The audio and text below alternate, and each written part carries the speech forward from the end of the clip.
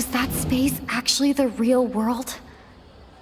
But wouldn't a real space just randomly disappearing like that be catastrophic? My impression is that each day in this samsara only ends at the sound of that beep from the Akasha. All the bizarre spaces I saw outside the city had one thing in common: a lack of human presence. That doesn't...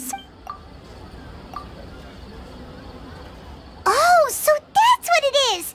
After the sound of the beep, the final space, the Sumeru's festival, also disappears, and we're taken to the next day.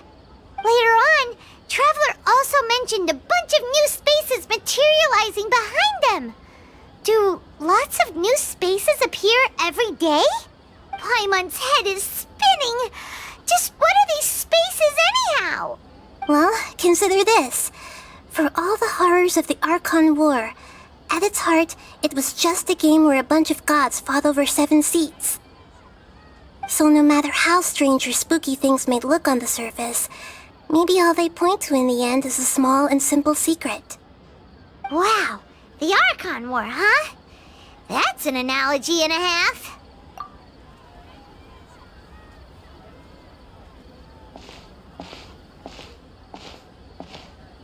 Hey, where are you going?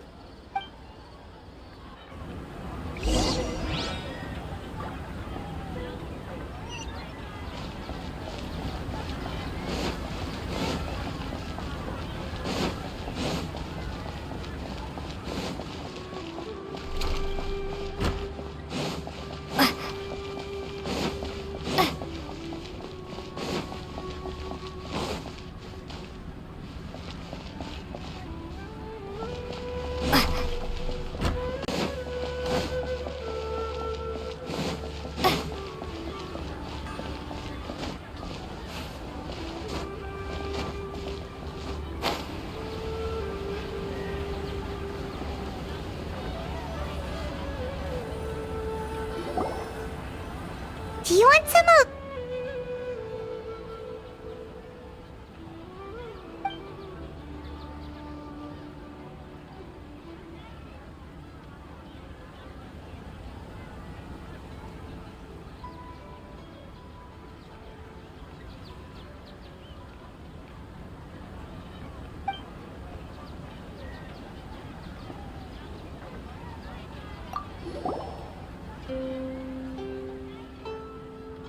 Okay then. See you later. Have you figured it out yet, Traveler? Time is ticking away! Awesome! What is it? Paimon wants to know! Oh, wait, no. Let's meet up with Nahida first. You can tell us both together. This time, we're gonna get to the truth.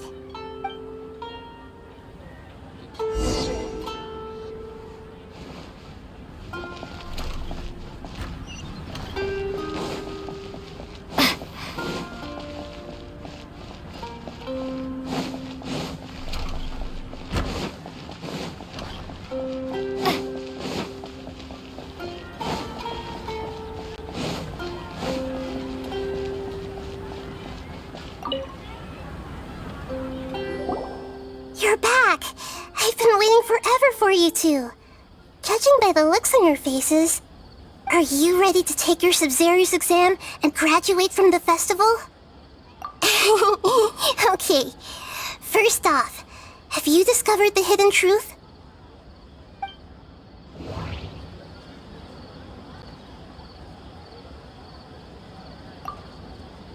Okay, Nahida said...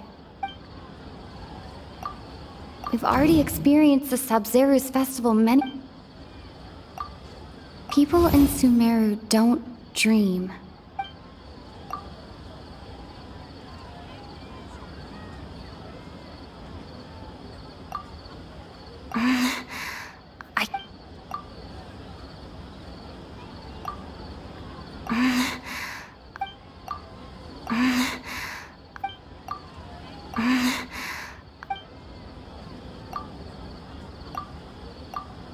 The moon, illusions, and lies.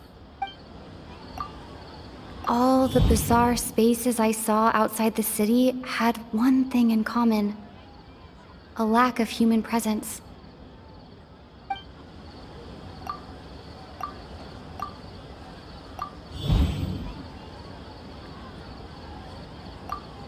Those spaces remind me of dreams, like the one I had in the Avidia forest, except these have no sign of human presence.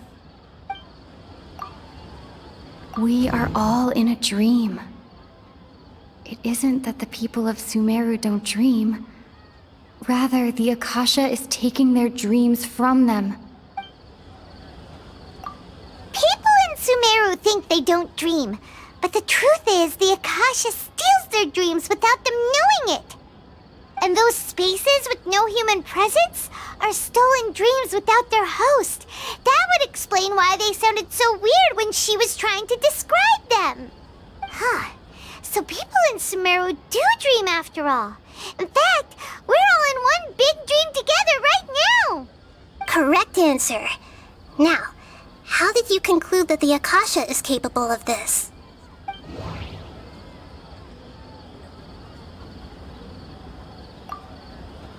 The Akasha relies on the power of a gnosis to operate, and it grants knowledge to the people. It compiles the wisdom of the entire populace. It is the manifestation of the God of Wisdom's... That doesn't...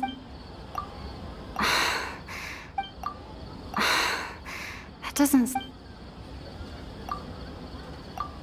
Oh, okay. Those dream-controlling creatures in the forest also get their power from the Dendro Archon, right?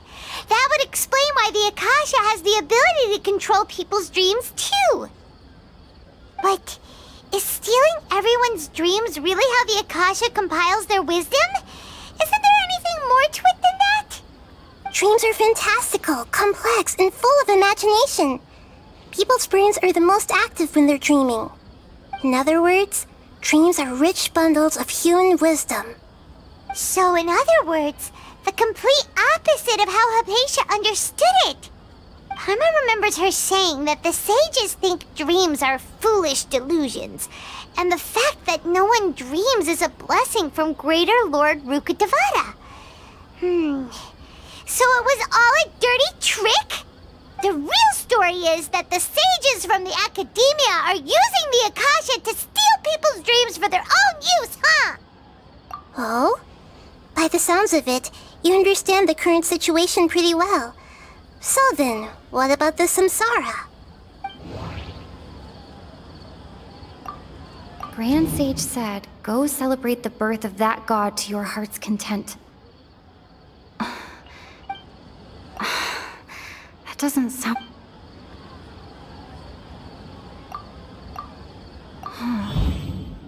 Those spaces kept disappearing before my eyes. But as soon as that beep sounded, many more spaces materialized. Those dreamscapes kept vanishing. But as soon as that beep sounded, more new spaces appeared. I can't...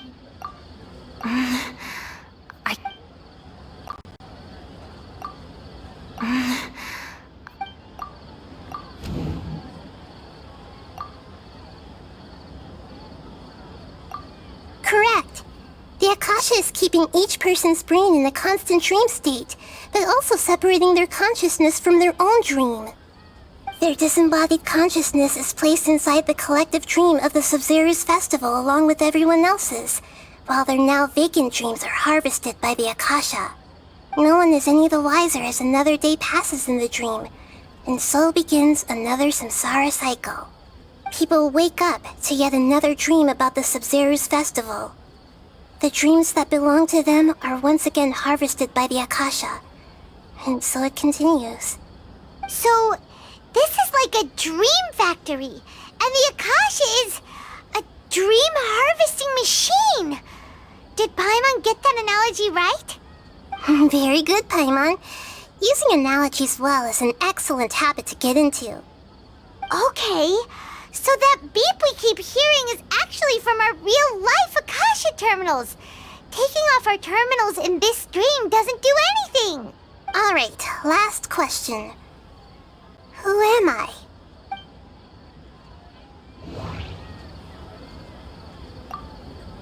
They say that alchemical divination is the Dendro Archon's divine revelation.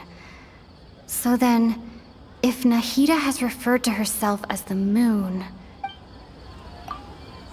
Now that I think about it, wasn't illusions a hint that we're all dreaming? Now that I think about it, wasn't illusions hinting at the sage's deception of Sumeru's people? So you noticed. I thought that one would be the hardest question. That's why I put it last. That wasn't hard at all. Even Paimon guessed that. Everything about you is different. We just didn't want to expose you is all. Now that you mention it, Nahida, you've been hinting to us since the very beginning. It's funny. Thinking back to when we were asking all over the place for info about Lesser Lord Kusanali, Paimon didn't expect to meet you like this. Yes, those can wait until we're back in real life. On the other hand, I'd be happy to answer any more questions you have about here and now.